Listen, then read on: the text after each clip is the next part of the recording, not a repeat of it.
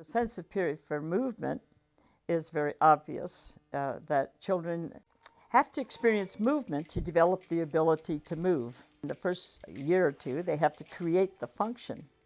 And so they have to develop all the different movement skills to finally be able to come upright. And so we say that the most important thing for infants is to allow them the maximum possibility of movement.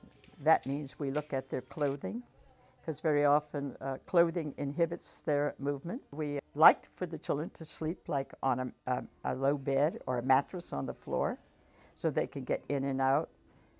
And we remove any kind of containers that inhibits their movement. So we wouldn't put them in saucers because they really need to get on the floor, to squirm, to crawl, to creep. And that's what develops the ability to move and coordinates their body and their mind. We know that creeping and crawling on the floor also helps the child's visual development, because the eyes are also a muscle, and that children that creep and crawl have a more natural experience in coordinating the two eyes, as well as all their other muscles. The child's feeling the different textures of the floor and the tile floor, the wood floor. The child's experiencing not just the textures, but the temperature as they creep and crawl around, because rugs may be warm, tile is cold, and so all those things are naturally being experienced through the child's exploration. We develop the hand as a tool. The hand is a tool of the mind, you might say. And so very early, we help children to learn, even by like 6 months. We may provide a small fork for the child and something to eat that they can stick the fork in. Things fall off a spoon. Mostly when they start, they aren't able to rotate their wrist. And so we start like with maybe little pieces of banana, and I sit across from them and I pierce the banana with a fork and I hand it to them straight on so they can reach with their left or right hand. They take the fork and they can get it to their mouth.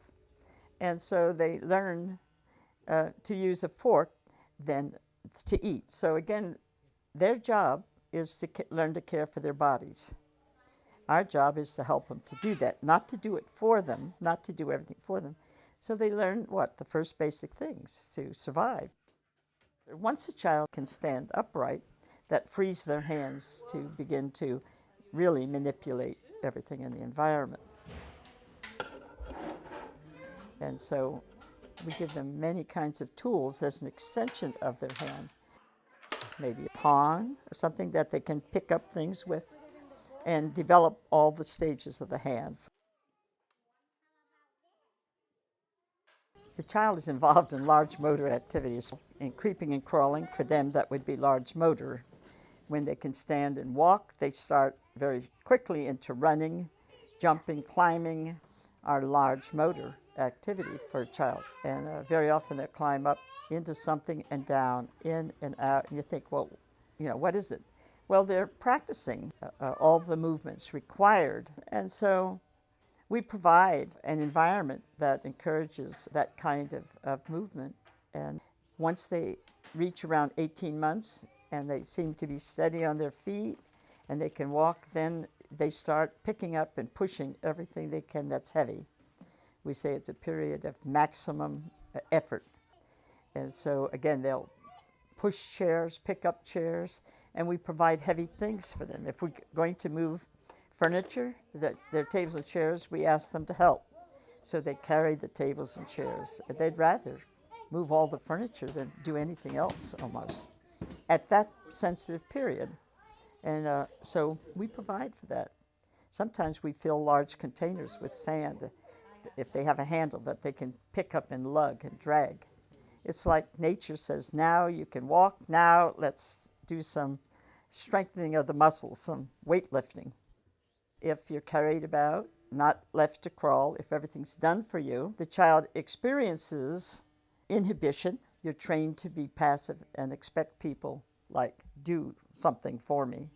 And so again, you affect the initiative, development of curiosity. So you have to look at it from the psychological aspect as well as the physiological.